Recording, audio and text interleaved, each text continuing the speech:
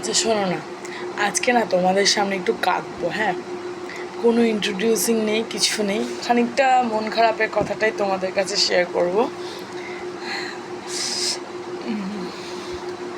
সত্যি বলতে কি, মানে যতদিনে আমার সাইকোলজিক্যালি প্রবলেমগুলো বা আমার ফ্যামিলি প্রবলেমগুলো ফিগার আউট করতে শুরু করেছি, তখন মনে হচ্ছে যেন জীবন থেকে অনেক কিছু হারিয়ে ফেলেছি আমি, অনেক কিছু।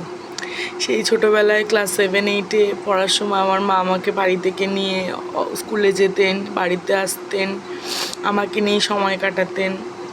ওই জিনিসগুলো ভীষণ মিস করলাম। তারপর যখন আস্তে আস্তে মানে ফ্যামিলি প্রবলেমসগুলো বাড়তে শুরু করে, তখন গিয়ে মানে তখনও অতটা বুঝতে পারিনি যে এভাবে মার জায়গাটা, মানে মা দূরে সরে যাবে আস্তে আস্তে, মার সেই জায়গাটা আমি আমার জীবনের পাবো না, বা সেই ভালোবাসাটা আমি আমার জীবনে আর পাবো না।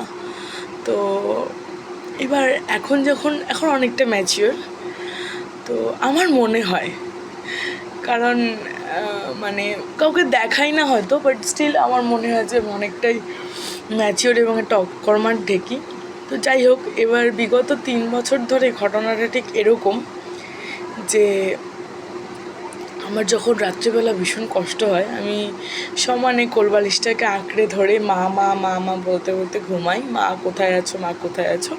তখনই কোথাও না কোথাও একটা পুরো হোয়াইট একটা লাইট, অ্যান্ড সেখানে আমি দেখি যে কেউ একজন আমাকে ওনার কোলে নিয়ে মাথায় হাত বুলিয়ে দিচ্ছে, and she is with me. ঠিক আছে, তো এরকম করতে করতে আমার একটা বয়ফ্রেন্ড আছে, এটা প্রেজেন্ট, পাস্ট অনেকগুলো, সেটা নিয়ে এখন যেতে চাইছি না, বা মনেও নেই, সব থেকে বলা ভালো, মনেও নেই। তো এবার যখনই ওর সাথে আমার ভীষণ ঝগড়া হয়, আমি শুধু বলি, দেখ তোর ফ্যামিলিতে তোর মায়ের ব্যাক সাপোর্টটা খুব ভালো আছে, কিন্তু তুই বিশ্বাস কর যে আমার আমার জীবনে আমার যদি এরকম মায়ের একটা ব্যাক সাপোর্ট থাকতো, আমাকে তাহলে তোর মতন কোনো ছেলের জন্য কাঁদতে হতো না। তো এখন রিসেন্ট আমার বাড়িতে সানডে থেকে বা লাস্ট ফ্রাইডে থেকে, মানে 1 উইক আগে থেকে ভীষণ অশান্তি চলছে। তো এই সময়টার মাঝখানে কিছু সম্পর্ক জুড়ে গেল, কিছু সম্পর্ক ভেঙে গেল, আর কিছু মানুষের আসল রূপটা আমি দেখতে পারলাম। তার জন্য অনেকটা ব্লেসিং আমি সব সময়ের জন্য। যাই হোক, এবার সেই মানে ঝগড়ার মধ্যে দিয়ে আমি দেখতে পাচ্ছি যে বাবার আর মার সম্পর্কটা ভেঙে যাচ্ছে। বাবা মা কিছুতেই দুজনকে মানিয়ে নিতে পারছে না, অ্যাডজাস্ট করতে পারছে না। আমি দিক বিদিক জ্ঞান শূন্য একটা খারাপ স্টেপ নিয়ে ফেলেছি। আর এই সব কিছুর মধ্যে আমার মামাতো বোন এপ্রিল মাসের 10 তারিখে এখানে এসছে। আমি ডায়েরিতে অ্যাকচুয়ালি লিখছিলাম, কিন্তু হাতটা এত পেইন হচ্ছে। তো যাই হোক, তো এবার ও এসে থেকে মানে এমন কিছু কাণ্ড ঘটাচ্ছে যেটা দেখে আর মানে আমার তো মনে হয় না যে ছোট একটা বাচ্চা মেয়ে বলে, বা ওকে এই ভুলগুলো ক্ষমা করে দেওয়া যায় বলে। তো আমি কিছুটা ভুল করেছি এক্ষেত্রে। সেটা হচ্ছে মানে বলছি যখন আমার খারাপ লাগাগুলো, তাহলে আই থিঙ্ক পুরোটাই বলা উচিত আমার। তো সে ভুলগুলো হলো যে ওর কাছে একটু বেশি ফ্র্যাঙ্ক হয়ে পড়েছিলাম। আর আরও একটা কথা, যে ও আমাকে মানে কন্টিনিউয়াসলি ইনসাল্ট করে যাচ্ছে, আর আমি কন্টিনিউয়াসলি মানে সেটা হজম করে গেছি। আমার তখনই ওকে ঠাটিয়ে একটা চড় মারা উচিত ছিল, বাট আমি সেরকম কিছু করতে পারিনি। তো যাই হোক, আমি শুনলাম সে নাকি আমার পেছনে আমার অনেক কেয়ারিং করেছে। আমার এরকম মানুষের কোনো দরকার নেই, কারণ আমি এরকম জিনিসে বিলিভ করি।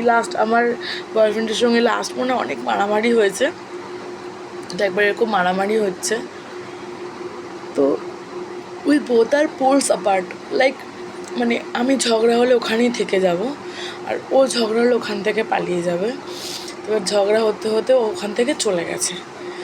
আমার তখন একটাই ডিমান্ড, যখন ও চলে যাচ্ছে আমি ভীষণ কাঁদছি, আমি শুধু একটাই কথা বলছি, আমাকে জড়িয়ে কেন ধরলো না। আমাকে জড়িয়ে কেন ধরছে না, আমাকে একবারের জন্য শান্ত হতে কেন বলছে না? আমি এরকম জায়গায় বিশ্বাসী। সো আমার পেছনে কে টেক কেয়ার করলো ও দেখে লাভ নেই, তাহলে সেদিক থেকে দেখতে গেলে আমাকে এটাও ভেবে নিতে হয় যে ভগবান মাঝে মাঝে করছে, এরকম করছেন। যাই হোক, আজকে একটা ছোট্ট ঘটনা বলি। ও হ্যাঁ, যেটা বলছিলাম ঝগড়াটা, তো এবার যেটা বলছিলাম, তো বোন আসার পর থেকে ওর যাবতীয় খরচা, সন্ধ্যাবেলা টিফিনে কী খাবে, দুপুরবেলা হালকা একটু চিপস খাওয়া। অ্যাকচুয়ালি আমি একটা চিপসের প্যাকেট পুরোটা খেতে শুরু করলে অর্ধেকটার পরে গিয়ে মনে হয় যে না, টাকাটা ওয়েস্ট, অ্যান্ড আমার জন্য চিপসটা ঠিক না। তখন তো ফেলে দেওয়ার মতো অবস্থায় থাকি না। তো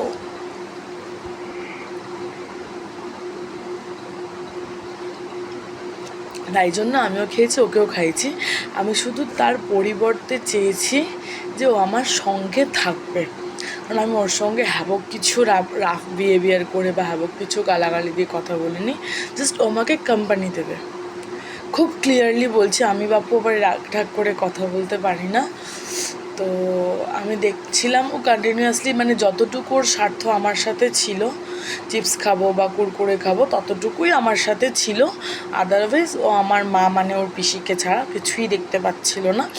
এগুলো অপ্রিয় সত্য কথা। আমার মা অনেকটা এগুলোকে মিথ্যে কথা বলে চালিয়ে দেওয়ার চেষ্টা করেছে, কিন্তু আমি জানি ও জানে যেটা কতটা সত্যি কথা। যাই হোক, এরকম করে হতে হতে যখন লাস্ট ফ্রাইডেতে ঝগড়াটা হলো, টুকটুক টুকটুক করে ঝগড়াটা বাড়ছে। আর এবার যখন সানডেতে আমি তো কাউন্সিলিংয়ে গেছিলাম একটা সাইকিয়াট্রিস্টের, বিকজ আমার মধ্যে কিছু অদ্ভুত মানে ডিলেমা চলছে, যেটাকে আমি মানে নর্মাল কোনো মানুষ সেটাকে সলিউশন দিতে পারছে না। আমি মেডিটেশন ট্রাই করে দেখেছি, প্রাণায়াম করছি, বাট কোথাও না কোথাও আমি মানে ডিটাচ হয়ে যাচ্ছি সব কিছুর থেকে। তো আমার মনে হয় এবার ট্রিটমেন্টটা শুরু করে দেওয়া দরকার। তো যাই হোক, আমি সানডেতে ট্রিটমেন্ট এরকম কাউন্সেলিং করিয়ে বাড়িতে এসেছি ভীষণ মোটিভেটেড আমি, যে না আমি এটা কিছু করবোই, এবার একটা ট্রিটমেন্ট করাবো নিজের এবং ডাক্তারটাও দেখাবো।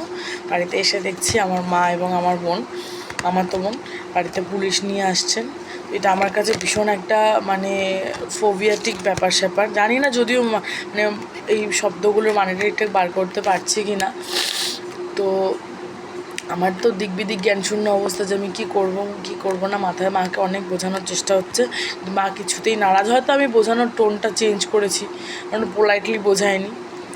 সামনে বোনও ছিল, ও সমানে বসে বসে মিথ্যে কথা বলেই যাচ্ছে। তো that was very offensing for me. আমি ভীষণ অফেন্ডেড হয়ে পড়ছিলাম যে কেন মিথ্যে কথা বলছে আমাকে। আমি এটা একদম সহ্য করতে পারি না। আর দেখো, এটা মানে আননোন কোনো পার্সন আমাকে বললো যে মিথ্যে কথা বলছে, ঠিক আছে, ইটস ওকে টাইপ, কিন্তু এটা নিজেদের মধ্যে ব্যাপার। তো she is completely blindly lying. But আমার মাও জানেন যে ও মিথ্যে কথা বলছে, বাট স্টিল কোথাও না কোথাও ওকে সাপোর্ট করছে। এটা আমার কাছে আরও একটা বড় ব্যাপার, যেরকম একটা ব্যাপারে মা কেন বুঝতে পারছে না আমি কি চাইছি বা চাইছি না। তো আমি আমার হাতটা কেটে ফেলে তো আমি তখন অবধি হাতে যখন ব্লেড নিয়েছি তখন অবধি ভাবিনি যে হাতের আমার এই অবস্থা। তো এবারে মানে এত বড় একটা গ্যাপ হয়ে যাবে, ভীষণ বড়োভাবে গ্যাপটা হয়েছে। অ্যান্ড ওয়েলভেন দুটো স্টিচও পড়েছে, খুব ক্যাজুয়ালি বলছি, দুটো স্টিচও পড়েছে। আর আমার এটা নিয়ে কোনো আফসোস নেই, কিন্তু এর পরবর্তী টাইমে আমি যে ঘটনাগুলো আমার নিজের সঙ্গে ঘটতে দেখছি, তো সেটা আমার কাছে ভীষণ আফসোসের একটা ঘটনা। তো মানে আরও ঝগড়াটা আরও বেড়েছে। আমার মনে হয় না এই সম্পর্কটা কোনো দিনও ঠিক, আমি অবশ্য আগের থেকেই জানতাম কোনো দিন ঠিক হবেই না, কারণ ওরা ওদের ভুলগুলোকে আমার ওপর চাপিয়ে দেওয়ার চেষ্টা করে বারবার। আমি এটা অনেক দিন নিজেকে, লাস্ট 1-2 বছর ধরে নিজেকে বুঝিয়ে যাচ্ছি যে না দেখ, তোর মনে হয় কোথাও একটা ভুল আছে, অ্যান্ড ইউর মানে তুমি ভুল, কিন্তু না,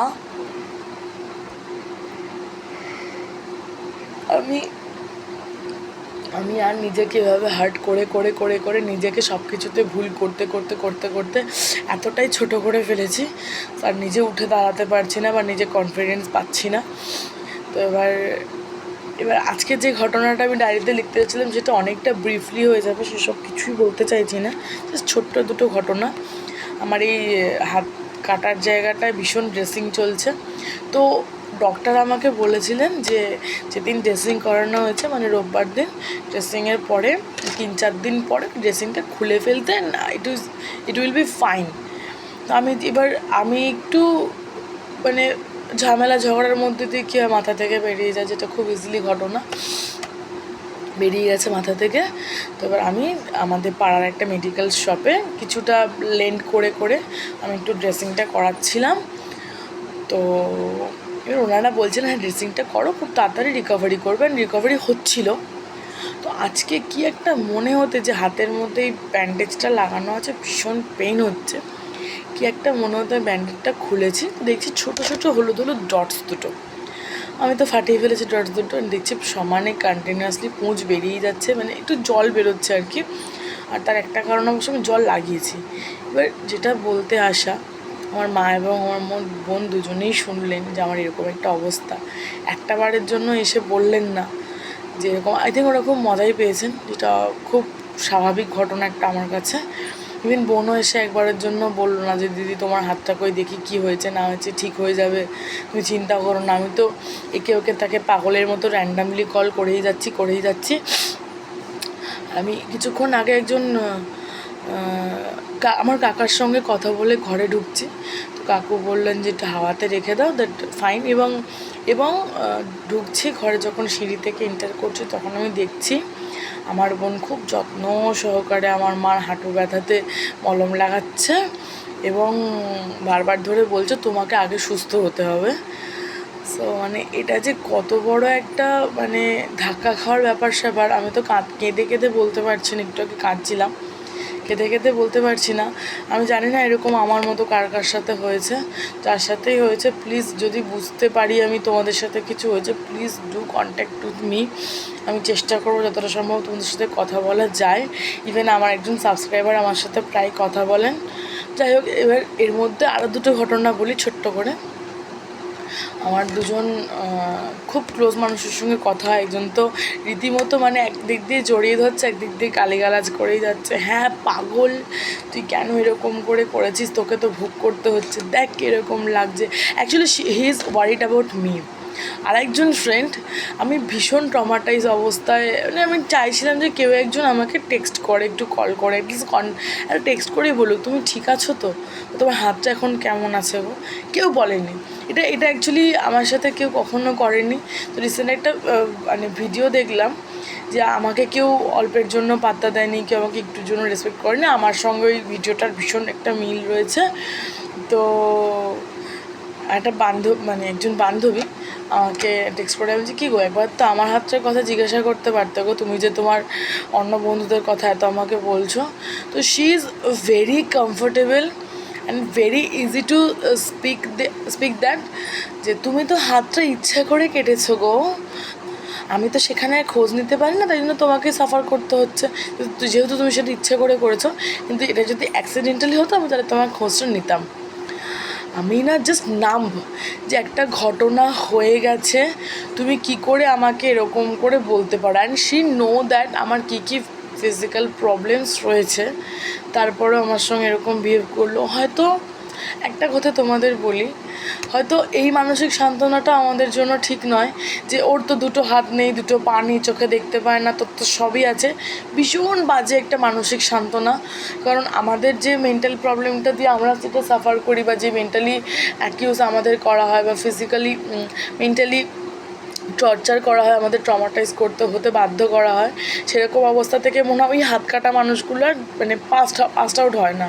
খুব বড়জনটা ধরেই নেয় যে হয় মানে ইংলিশ চ্যানেল পার করবো, নাহলে মানে এক পায়ে লিখে টিচার হবো, নাহলে আমি ভিক্ষা করবো। কিন্তু আমাদের তো সেরকম কিছু নয়, আমাদের তো রোজ মেন্টাল টর্চার মধ্যে দিয়ে যেতে যেতে করতে হয়।